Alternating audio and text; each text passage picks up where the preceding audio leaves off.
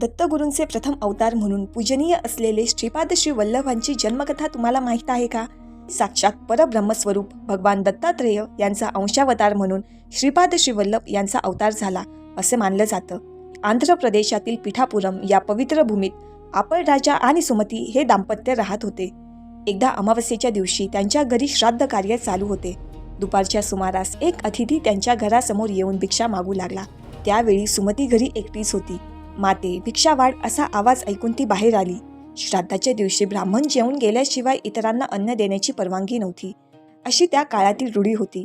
परंतु समोर उभ्या असलेल्या अतिथीचे तेज पाहून सुमती सर्व रूढी विसरली व तिने श्रद्धाभावाने भिक्षा वाढली. तो अतिथी साक्षात दत्तगुरू होते. ते प्रसन्न होऊन म्हणाले, माते, वर माग. सुमतीला एकूण 4 मुले होती. त्यांपैकी 2 लहानपणीच वारली होती व बाकी 2, एक अंध व दुसरा पंगू होता. त्यांच्या अवस्थेमुळे सुमती अत्यंत दुःखी होती.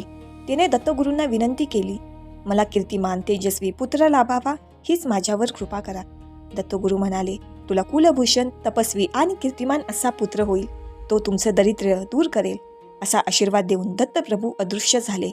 काही काळानंतर सुमतीला तेजोमय पुत्र प्राप्त झाला. त्याचे नाव श्रीपाद असे ठेवण्यात आले.